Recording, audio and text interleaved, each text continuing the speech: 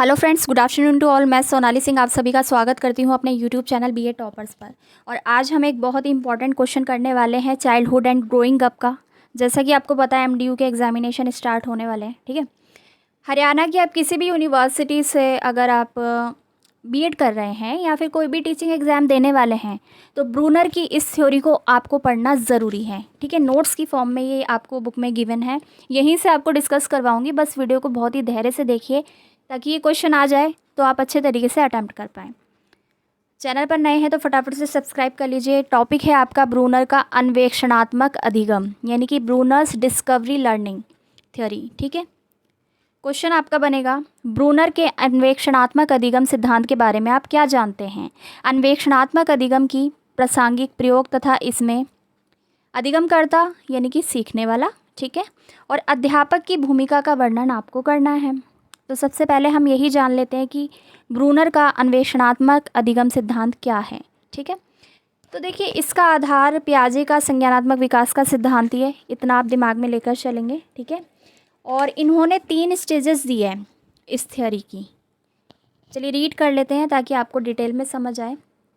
Brunner का अन्वेषणात्मक अधिगम सिद्धांत, अधिगम एक खोज आधारित निर्मितवादी अधिगम सिद्धांत है, यानी कि इसमें कुछ ना कुछ निर्मित होता है, कंस्ट्रक्ट होता है।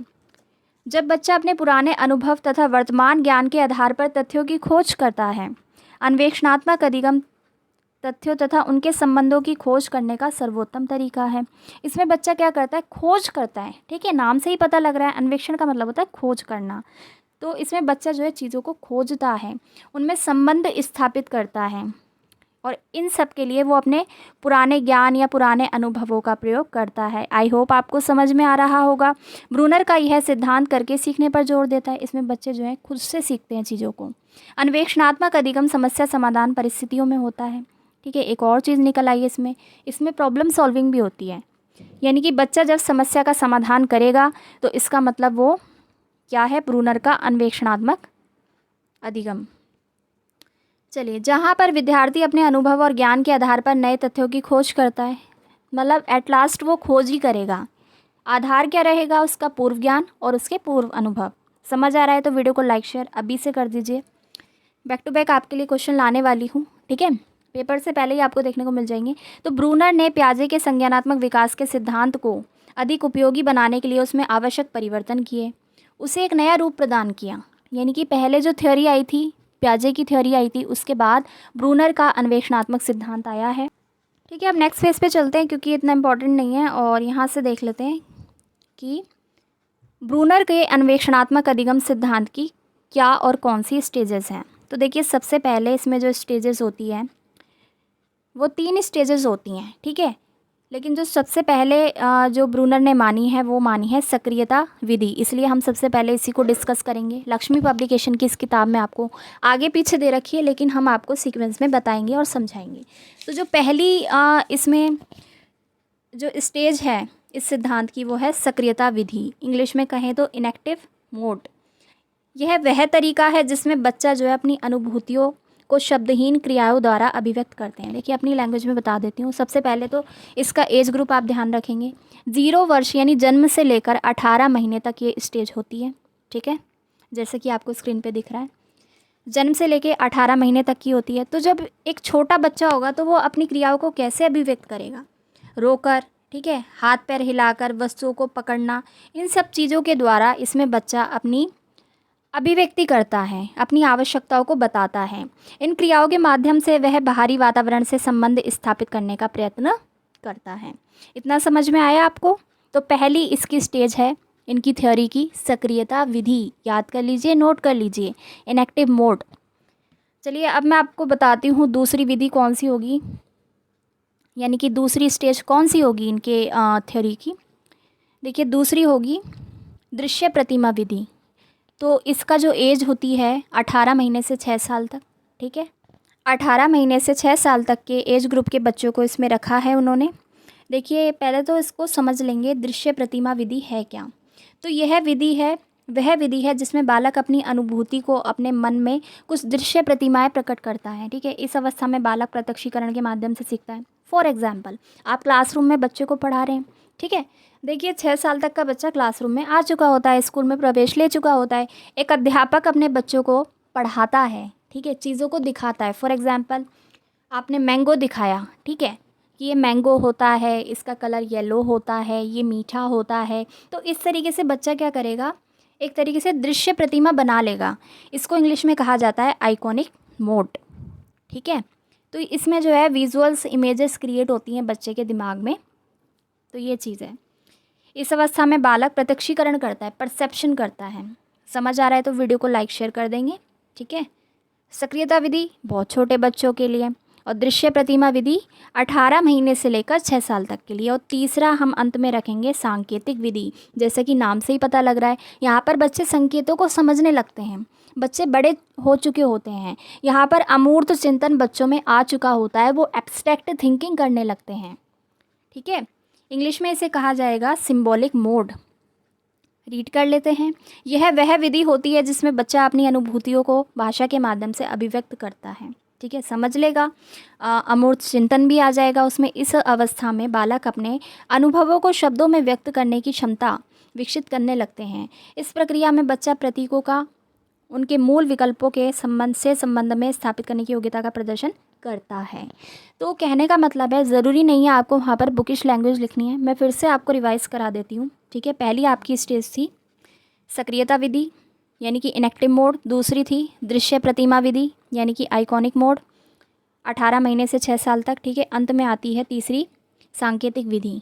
ये तीसरी स्टेज है इस सिद्धांत की, ठीक है, जिसका एज ग्रुप रहेगा 6 साल से आगे तक। इसमें अमूर्त चिंतन वगैरह ये सारी चीज़ें आ जाती है बच्चों में। और ये सभी जो है इनके आधार क्या है, गेस्टाल्टवाद है, ठीक है, संज्ञानवाद है, व्यवहारवाद है ना। इन सब की झलक इसमें दिखाई पड़ती है। थोड़ा सा देखो 16 नंबर का आपका क्वेश्चन आएगा तो उसमें कुछ तो लिखना पड़ेगा, और हर एक का आप उदाहरण लिखेंगे, ठीक है। हर स्टेज का आपको वहाँ पर एग्जाम्पल ज़रूर लिखना है। मैंने दिए भी हैं आपको एग्जाम्पल, बाकी आप बना के लिख सकते हैं। और इसका आधार क्या है, सांकेतिक विधि पियाजे के संज्ञानवाद के सिद्धांत के अनुरूप क्रिया करती है। इसमें SRBA यानी कि स्टिमुलस और रिस्पॉन्स का के संबंध को दर्शाती हैं। जब बच्चों को हम स्टिमुलेशन देते हैं तो वो रिस्पॉन्स करने लगता है। तो यहाँ पर उद्दीपन क्रिया का भी मतलब इसमें शामिल है। चलिए आगे देखेंगे। ब्रूनर के अनुसार, ये तो मैंने आपको बता ही दिया, एज ग्रुप हम ऊपर ही डिस्कस कर चुके हैं, इसको दोबारा से नहीं पढ़ेंगे। आगे बढ़ते हैं। तो जब ब्रूनर ने अपनी कक्षा में इस तरीके के प्रयोग किए, ये सिद्धांत का निर्माण किया, तो उनके कुछ परिणाम हुए, ठीक है। उन्होंने कुछ चीज़ें पॉइंट्स निकाले कि भाई इसको हम अप्लाई करेंगे तो इस तरीके से करेंगे, ये होगा वो होगा, ठीक है। चलो मैं डिस्कस कर लेती हूँ आपके साथ, तभी आपको समझ आएगा, ऐसे नहीं आएगा। तो क्या परिणाम रहे हैं उनके इस सिद्धांत के, देख लेते हैं। विषय की संरचना, उन्होंने यह परिणाम निकाला कि हर विषय की अपनी एक संरचना होती है, जिसमें कि कुछ संप्रत्यय नियम होते हैं, कुछ प्रोसीजर यानी कि प्रविधियाँ होती हैं, ठीक है। पहला ये कहते हैं हर विषय की अपनी एक संरचना होती है। ये परिणाम निकाला है उन्होंने अपनी इस थ्योरी से, ठीक है। इन सब को सीखे बिना उस विषय का ज्ञान स्पष्ट नहीं हो सकता। अतः बच्चे को किसी भी विषय का ज्ञान स्पष्ट रूप में कराने के लिए सबसे पहले संप्रत्ययों, नियमों और प्रविधियों की स्पष्टता का होना अनिवार्य है। तो पहला पॉइंट आप याद रखेंगे, विषय की संरचना। दूसरा वो कहते हैं संबंध का महत्व, यानी कि जो भी हम बच्चों को पढ़ा रहे हैं उसका संबंध कहीं ना कहीं व्यक्ति और समाज से होता है, ठीक है। ये देखिए यहाँ लिखा भी है। तो ब्रूनर के अनुसार विद्यार्थियों को जो कुछ भी सिखाया जाता है उसका व्यक्ति एवं समाज दोनों से संबंध होना चाहिए। ऐसे नहीं कि आप क्लासरूम में आए कुछ भी पढ़ा के चले गए, वो उसकी डेली लाइफ से रिलेटेड होना चाहिए, ठीक है। उसके सोसाइटी यानी समाज से रिलेटेड होना चाहिए। तो ये आप देख लेंगे इस पॉइंट को। और इस दृष्टि से ब्रूनर ने 2 प्रकार की संबद्धता बताई, पहली व्यक्तिगत संबद्धता और दूसरी सामाजिक संबद्धता। इसको याद रखेंगे, इस पॉइंट में ये दोनों ही चीज़ें लिख देंगे, दोनों प्रकार संबद्धता के, ठीक है। थर्ड ये कहते हैं तत्परता। तो तत्परता यानी कि रेडीनेस। अब बच्चों को पढ़ा रहे हैं तो बच्चे रेडी भी तो होने चाहिए ना पढ़ने के लिए। तो ब्रूनर के अनुसार बच्चे को सीखने के लिए तैयार करना आवश्यक है। इसके लिए बच्चे के अनुरूप पाठ्यक्रम तैयार करना आवश्यक होता है। प्रत्येक वर्ग के लिए पाठ्यक्रम तैयार करके उसके अनुसार बच्चे को तैयार करने या उस पाठ्यक्रम के अनुरूप उसमें क्षमता का विकास करने को अधिक उत्तम नहीं समझा जाता। मतलब कहने का मतलब है बच्चा रेडी होना चाहिए, ऐसा पाठ्यक्रम होना चाहिए जो उसके अनुरूप हो। चौथा पॉइंट ये कहते हैं जो इस सिद्धांत से परिणाम निकाले हैं उन पॉइंट्स को हम डिस्कस कर रहे हैं। अंतर्दर्शी चिंतन और विश्लेषणात्मक चिंतन। तो ब्रूनर ने पाया कि अध्यापक अंतर्दर्शी चिंतन की अपेक्षा विश्लेषणात्मक चिंतन पर अधिक बल देते हैं, जबकि शिक्षा और अधिगम की प्रक्रिया में अंतर्दर्शन चिंतन अधिक महत्व रखता है। ठीक है। और जब व्यक्ति अपने मन मस्तिष्क से किसी समस्या का समाधान सीधे प्राप्त करता है, अतः ब्रूनर ने सीधे सोचने के अवसर प्रदान करने पर अधिक बल दिया। पांचवा देख लेते हैं, अन्वेषणात्मक अधिगम। अब वो कहते हैं कि जो अधिगम होना चाहिए, लर्निंग होनी चाहिए, वो अन्वेषणात्मक होनी चाहिए, यानी कि खोज पर आधारित होनी चाहिए। ठीक है, इसका मतलब यही है भाई, आपको पॉइंट याद रहेंगे ना तो इसमें कंटेंट तो मैटर तो आप अपने आप लिख लेंगे, बस मैं समझाती जा रही हूँ।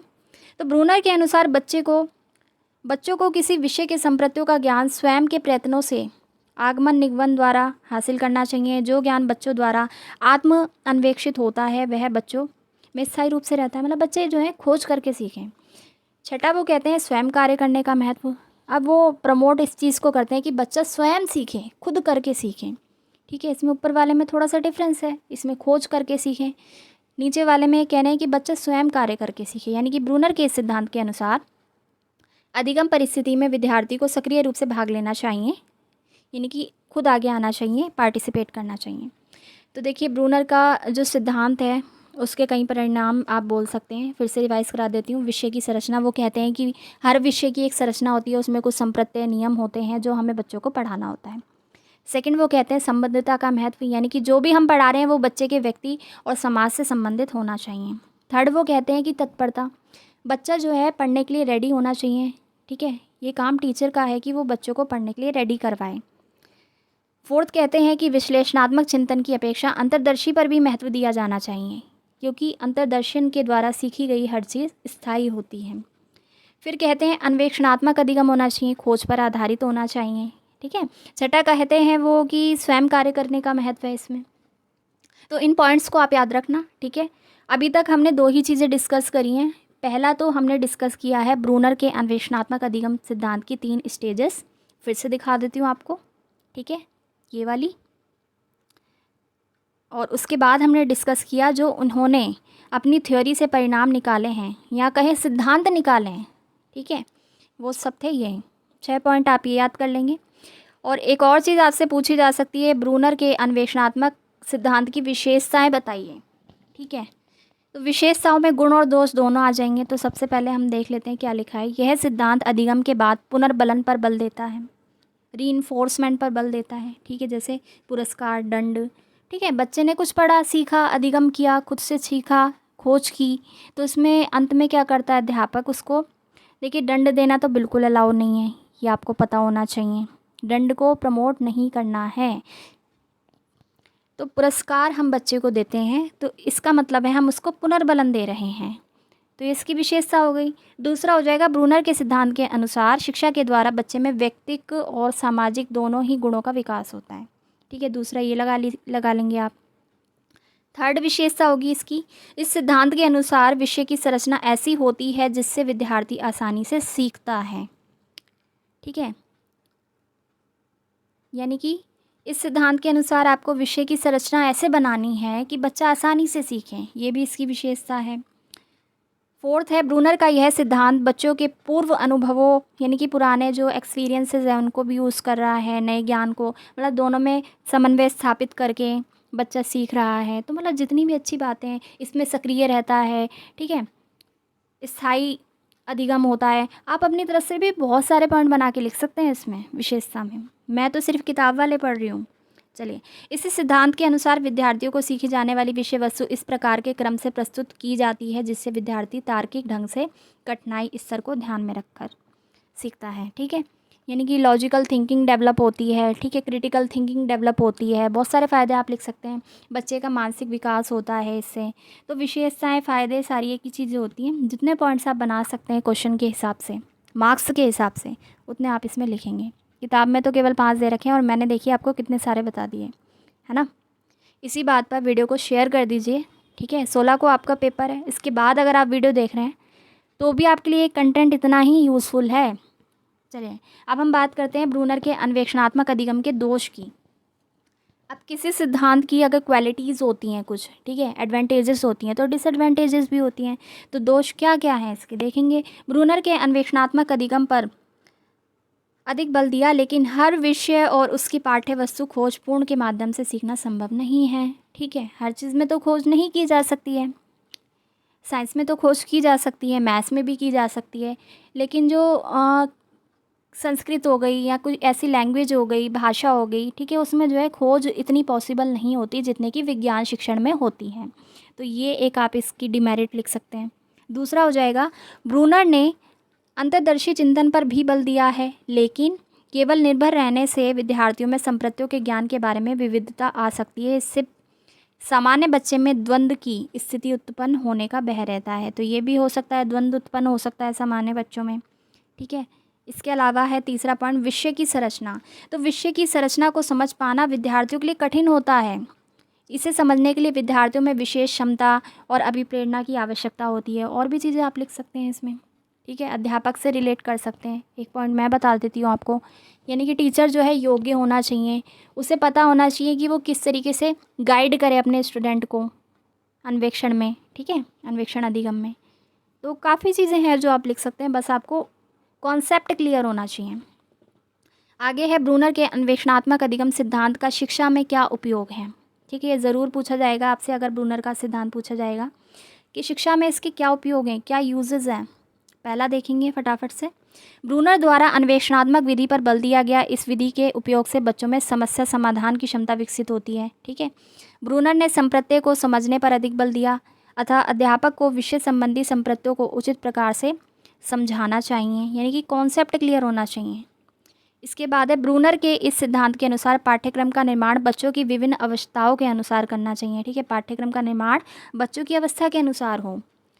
फोर्थ है, ब्रूनर ने बच्चों के मानसिक विकास की अवस्थाओं की चर्चा की है। इन अवस्थाओं के अनुसार ही शिक्षण विधियों का प्रयोग हो। ठीक है, इसके बाद है, ब्रूनर ने वर्तमान अनुभवों के पूर्व ज्ञान व अनुभव से संबंध करके नए संप्रत्यय के निर्माण पर अधिक ध्यान दिया। ठीक है, यानी कि न्यू कॉन्सेप्ट को कंस्ट्रक्ट किया जाए। इस उपागम से विद्यार्थियों के ज्ञान को स्थायी और समृद्ध बनाया जा सकता है। अगला है, ब्रूनर के सिद्धांत में विभिन्न अवस्थाओं के अनुरूप अध्यापक अपने कार्य के नियोजन यानी प्लानिंग, क्रियान्वयन यानी कि एग्जीक्यूशन और मूल्यांकन यानी इवैल्यूएशन, ठीक है, ये सब आसानी से कर सकते हैं। और भी आप लिख सकते हैं इसमें, बच्चों का बौद्धिक विकास संभव है, मानसिक विकास संभव है, बच्चे जो है खोज करने के लिए प्रेरित होते हैं। ठीक है, बच्चों में सहयोगात्मक भावना आती है और आत्मनिर्भर बनते हैं, स्वावलंबी बनते हैं। मतलब बहुत सारे अनलिमिटेड पॉइंट आप इसमें लिख सकते हैं।